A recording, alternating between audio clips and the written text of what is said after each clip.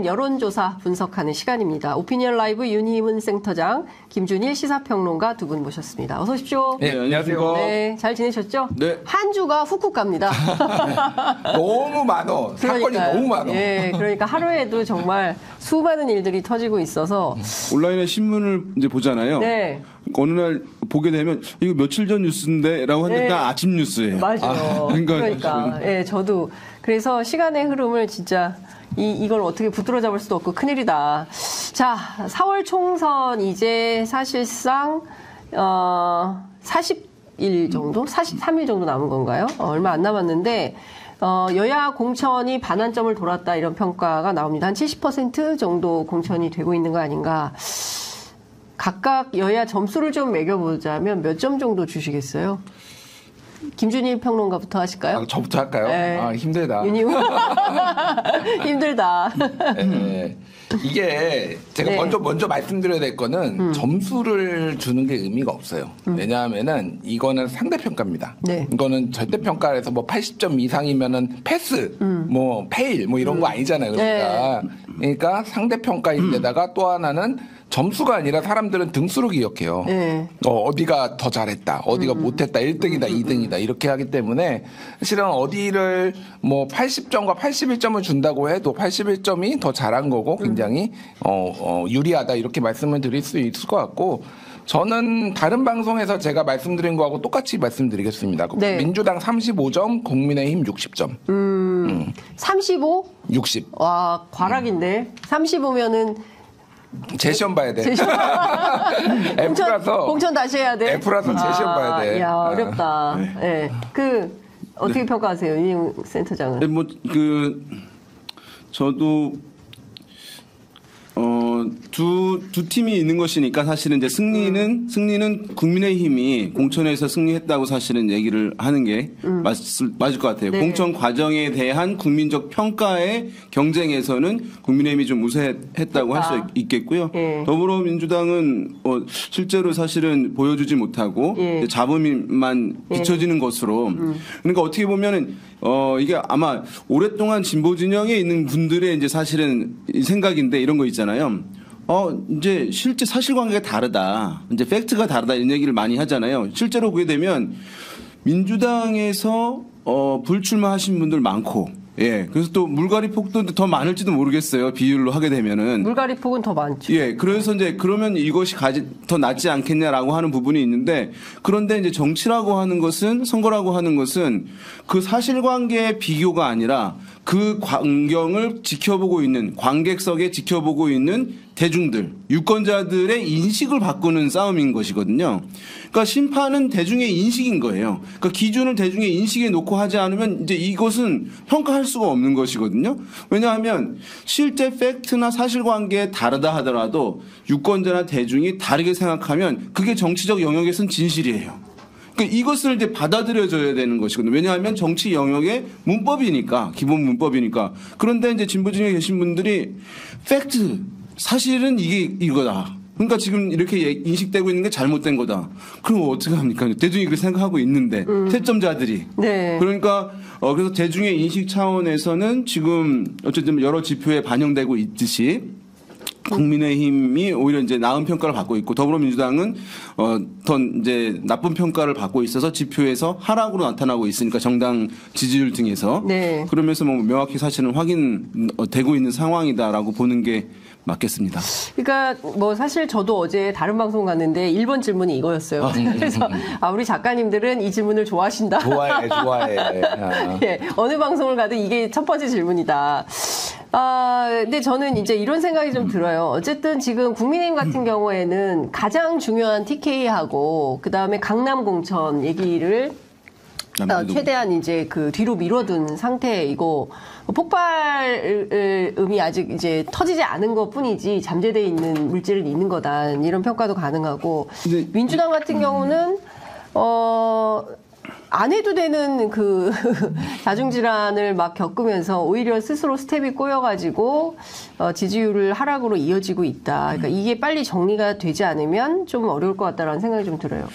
이게 우리 심리학에서 네. 최초 그리고 우리가 이제 처음 본 사람을 엄마라고 따라다닌다 하잖아요. 네. 그게 이제 심리학 설명할 때 예를 들어서 얘기하는 전형적인 대표적인 이제 최초 효과에 대한 사례잖아요. 그러니까 실제로 이제 그거 많이 있거든요. 우리 사회에서도. 네.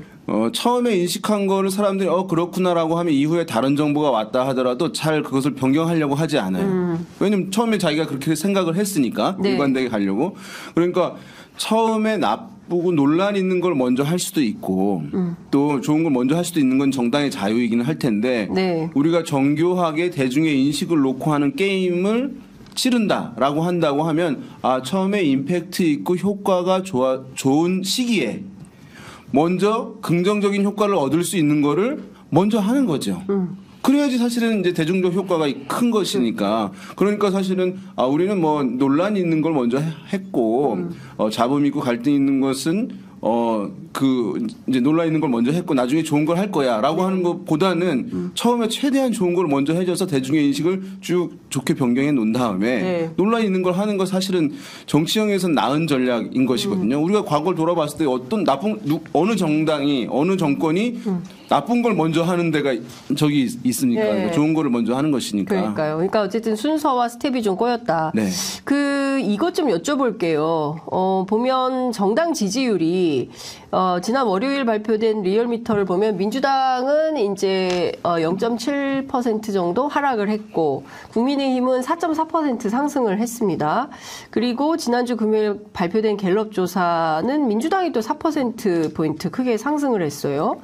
뭐 여론조사는 어쨌든 추세와 흐름을 봐야 되는 거긴 한데 요거는 어떻게 좀 분석을 해봐야 될까요? 이거는 김준일 평론가부터 하실까요? 예, 일단 정당 지지율 같은 경우에는 아직 모든 거를 다 반영하지 않는다라고 저는 이제 주장을 하고 있어요. 왜냐하면은 그 정당을 지지하는 분들이 강력하게 이제 특히 응집하는 이게 이제 나타나는 거기 때문에 네네네. 사실 이 선거는 평소에 이 정당에 대해서 약간의 호감은 가지고 있지만은 내가 투표를 해야 될지 말아야 될지 투표에 어떤 명분이 주어졌을 때 나오는 사람들에 의해서 상당히 네. 이제 좌우된단 말이에요. 그러니까 나는 죽어도 이번에 민주당을 찍어야 되겠고 그리고 나는 정말로 이재명이 너무너무 좋고 네. 뭐 이런 분들은 굉장히 평소에는 굉장히 그분들의 목소리도 크고 뭐 유튜브 댓글도 열심히 달고 어디 커뮤니티에도 달고 뭐 이렇게 열심히 정치 활동도 하고 하지만은 네. 그분들은 상수예요. 그러니까 사실 그러니까 그분들까지 물론 이렇게만 강력한 지지층까지 떨어져 나가는 예외적인 경우도 있기는 합니다만 지금은 그런 경우는 아니고 네. 양당 모두 이제 그 강력한 코어 지지층은 결집을 한다고 봤을 때 제가 말씀드린 건 뭐냐면은 일단 트렌드 상으로도 국민의힘이 오르는 거는 이제 보이고 민주당이 주춤한 거는 네. 이 리얼미터뿐만이 아니라 다 이제 모두가 이제 나타나는 현상인데 제일 중요한 거는 투표할 의지를 민주당 온건 지지층이 지금 잃어버릴 수도 있겠다. 예. 이게 무슨 얘기냐면은 투표장에 안 나올 수 있겠다? 안 나오거나 다른 정당을 찍어버리는 거죠. 뭐 예를 들면 새로운 미래나 개혁신당이나 조국신당이나 예를 들면 아니면은 뭐 후보자가 지역구니까 이제 또 후보자에 대해서 어떤 판단할지 모르겠지만은 네. 무슨 얘기냐면은 민주당의 온건 지지층은 되게 까다로워요. 굉장히 까다로운 유권자들입니다. 그거는 전통적으로 이제 분석을 많이 해보면 뭐 다들 이제 동의하시는 분들인데 네. 명분 이런 거 되게 중요시해요. 그리고 어떤 일관성 그리고 도덕성 이런 거에도 되게 민감합니다. 엄격하네요. 엄격해요. 네. 사실은 그래서 이분들을 만족시키는 게 민주당의 범진보 진영의 상당히 숙제예요. 근데 아예 투표를 하러 명분 없는 투표를 안 하는 게 대표적인 게 뭐냐면은 지난 2년 전에 지방선거예요. 네. 대선 진 다음에 그 다음에 이제 당이 내용이 있었고 특히 이제 뭐 소위 말하는 검수완박 이런 거를 통과시키는 과정이 매끄럽지 않았단 말이에요. 네. 그러니까 아예 투표를 하러 안 나온 분들이 꽤 있었어요. 그러니까 이게 지금 근데 제가 이제 민주당 입장에서도 영원 또 민주당 지지자들 분들이 많이 보시니까 네. 지금 비판이 많아요 지금.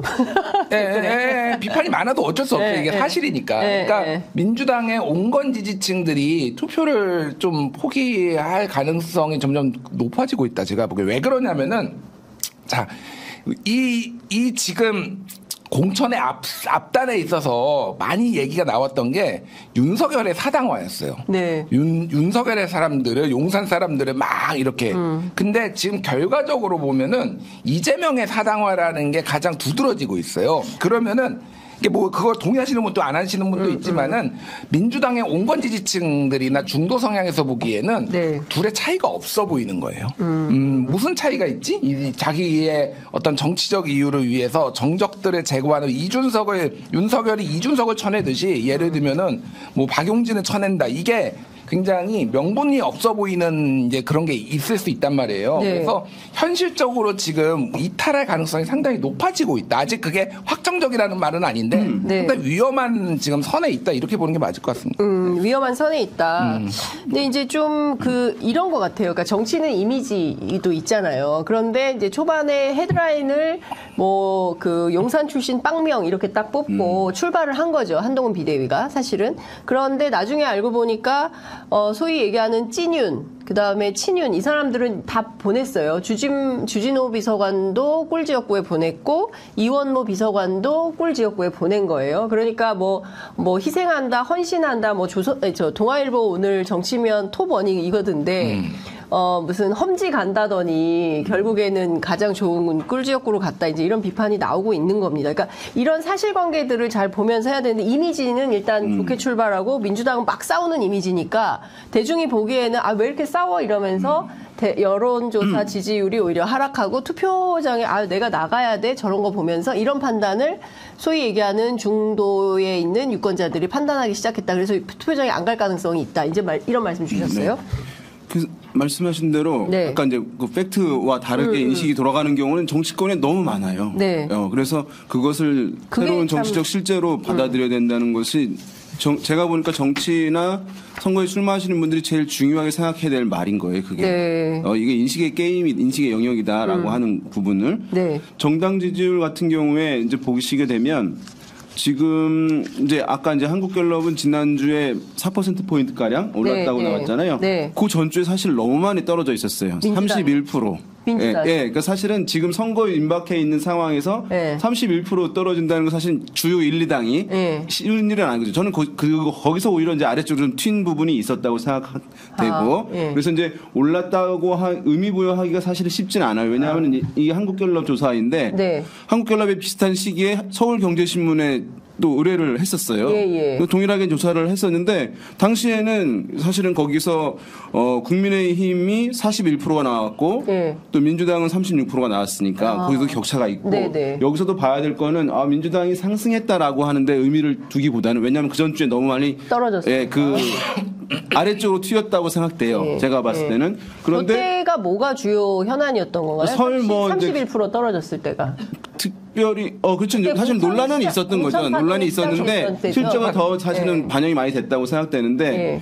여기서 봐야 될 것도 여전히 국민의힘이 수치상 네. 정당 지지율이 높다는 것이잖아요.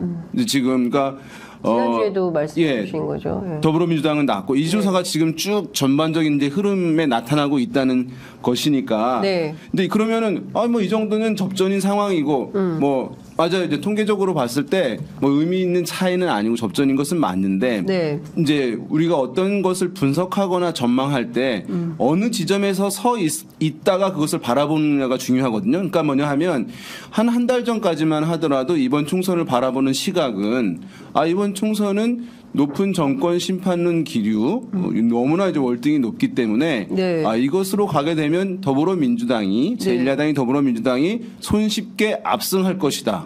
그리고 여당인 국민의힘은 대참패를 할 것이다라고 하는 것이 네. 일단 총선을 바라보는 기본 시각이었다고요. 네. 예. 그러니까 정당 지지율이나 이런 흐름도 뭐 더불어민주당이 좀 우위를 가져가면서 쭉 가겠지 앞으로 이렇게 네. 됐는데 다른 데 흐름이 지난주부터 나타나고 있는 상황이기 때문에 예. 사실은 이제 민주당에 대해서 굉장히 사실은 좀 짜게 평가를 하는 이유가 사실은 거기 있는 거죠. 네. 100점을 맞은 어린 수험생이 있는데 지금 네. 점수가 네. 한 60점밖에 안 나오면 이렇게 얘기를 하는 거죠. 할 수 있는 것이니까. 그러니까 100점 맞을 수 있는데 100점을 네. 못 맞고 60점으로 떨어졌으면 왜 60점으로 떨어졌는지에 대한 원인 얘기를 분석을 할 수 있는 거죠. 네, 통해서 근데 1등이 여전히 만약에 네. 그런다 하더라도 얘기할 수 있는 거죠. 얘기를 할 수 엄격히. 아니 그리고 얘기를 해야 되는 거죠. 네. 예, 그리고 예. 그 아까 전에 표 한 번만 다시 보여주세요. 그러니까 요거를 우리가 이제 착시가 좀 있어요.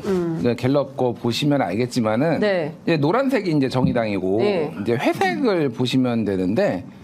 전체적인 추세선이 회색이 줄어들고 있어요. 그렇죠. 이게 무슨 얘기냐면은 선거가 무당층인데 선거가 다가올수록 본인들이 결심을 하는 분들이 늘어난다라는 그렇죠. 거예요. 네. 이게 이제 양당의 지지층으로 이제 결집이 되는 거가 하나가 있고, 예. 소위 말해서 이제 제3지대와 관련해서 뭐 개혁신당이든 이제 아직 창당 안 했지만 조국신당이든 이렇게 내가 이제 결정을 하기 시작하는 분들이 늘었다라는 겁니다.